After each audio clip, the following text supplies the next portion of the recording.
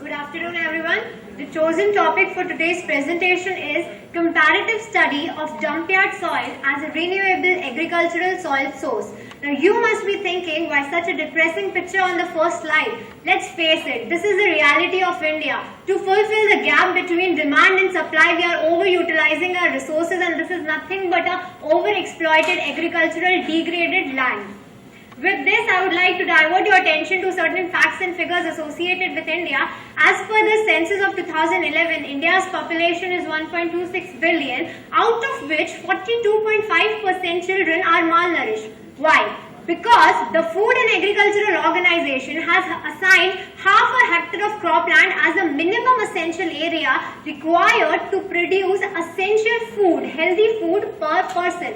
But unfortunately, due to the rapid rise in population, this area has decreased to 0.1 hectare of land, which simply means we are producing less per person. If this status continues, by the end of 2030, we will be standing with a population of 1.53 billion people, which will further reduce the cropland area to 0.06 hectare, which means it is 88% less than what is actually assigned by FAO. We will face a condition of land hunger. So, to overcome these food-related issues, I have conducted a comparative studies between three soils from locations: agricultural site, non-agricultural site, and dump-yard site. Agricultural was my positive control, non-agricultural was the negative control, and dump-yard was the soil sample. Why dump-yard? Because it is a large portion of land which receives waste from all the municipal sectors, the major chunk of which is biodegradable in nature, which means it has multiple nutrients present in it which are required for optimum plant growth. So this dump-yard soil can be used as a supplement, as an alternate to rejuvenate the capacity of a degraded agricultural land. To support this statement, I have studied various parameters starting from physico-chemical, that is physical characteristics of the soil, and the chemical characteristics of the soil. Physical as moisture content and water holding capacity, it shows the presence of soil water which is required for dissolution of the nutrients which are uptaken by the plants. So it is higher in case of dump-yard. Next is pore space. The soil is not compact in nature. It has certain air and water spaces which are required for the roots to penetrate, to breathe, to take up the nutrients. So it is comparable with the agricultural land. Coarse fraction are the granules which are more than 2 mm of size. These can be hand-picked and the soil is well for use. So it is higher in dump-yard, but this is a very nominal problem. Coming to pH, the plants requires pH in the range of 6.5 to 7 for showing optimum growth. So this is well within the range. Coming to conductivity, this shows the presence of nutrients, salts or minerals which are present in the soil water. So this is higher in case of dump-yard because it has multiple nutrients present in it. Organic carbon is the carbon which is obtained by degradation of biodegradable waste. So this is higher. It is a very positive factor because it enhances the soil property, it enhances the soil structure, it gives multiple nutrients at the same time to the soil. So this is a very positive factor. Coming to the concentration of sodium in an agricultural soil, a soil which is required for agricultural purposes should be, sodium concentration should be less than 3000 ppm. So this is well within the range. This is only 0.97 ppm. Coming to the plant nutrients part, the second set of parameters, the plant nutrients are broadly classified into macronutrients and micronutrients. Macro are the ones which are essential and required in large quantity. These are nitrogen, phosphorus and potassium which are present in very high concentration in the dump-yard soil as compared to the other soil samples. Coming to the micronutrients, these are calcium, magnesium and sulfate which are required in a little less concentration but are essential for plant functions. So they are also present in optimum concentration in the dump-yard soil. Coming to the third set of parameter, this work was done to ensure that the analytical data which is obtained is suitable for crops or not.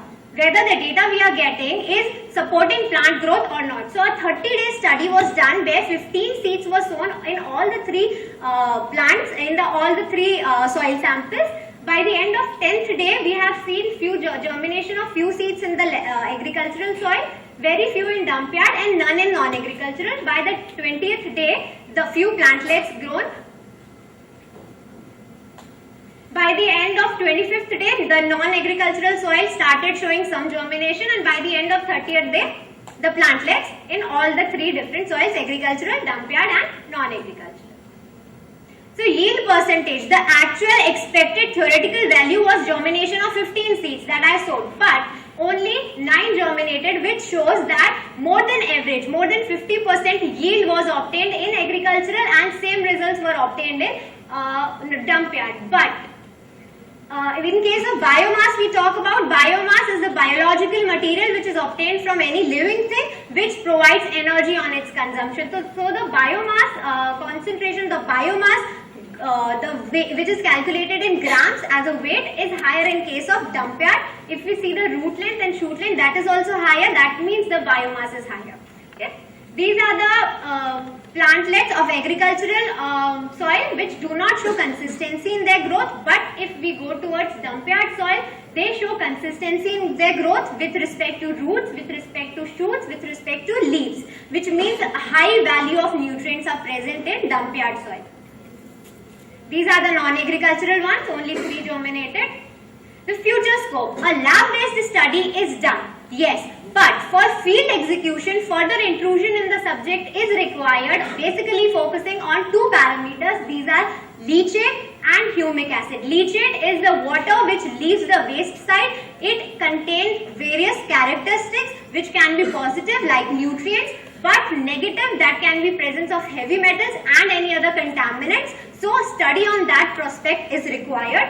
Humic acid, it is a very positive part. It is nothing but the humus. It enhances the soil structure. So study on that is also required to support that dump yard can be used as a renewable source for agricultural field.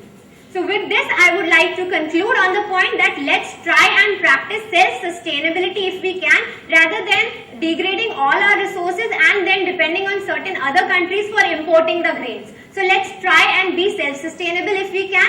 Let's join hands with the environment to rejuvenate the capacity of the degraded natural resources, which are one of the example of which is agricultural land, degraded agricultural land.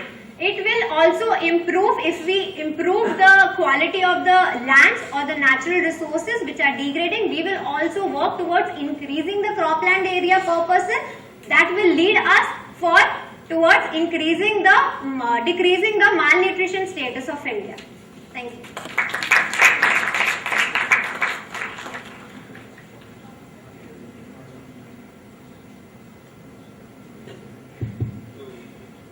You're Aditi, right? Yeah. Aditi, a lot of energy, good to see that. However, we would have liked to see a little more modulation, because throughout the 10 minutes you were at the same level. So the next time probably you could try to modulate a little more. Sure. That's on the presentation front.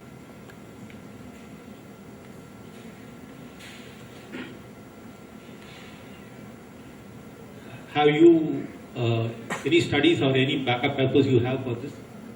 Backup. Backup means any technological, any papers which you are referred through or any documentations? Yes, this is my thesis project, my master's thesis project. I am a postgraduate in environmental sciences. So yeah. And you are taking samples from Bombay and only at that area?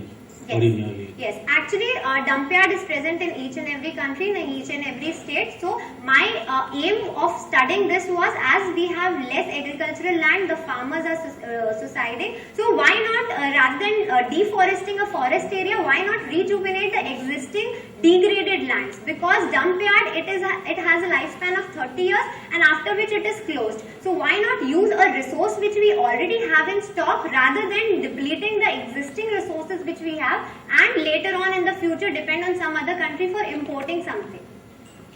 And this can be used for all plants, or is there Yes, any absolutely restriction? all plants, because it has major macro and micronutrients which are required for optimum growth. It has all those nutrients, but a future study on the points of presence of heavy metals and contaminants maybe is required for field execution. But yes, it can be used for all the grains or crops.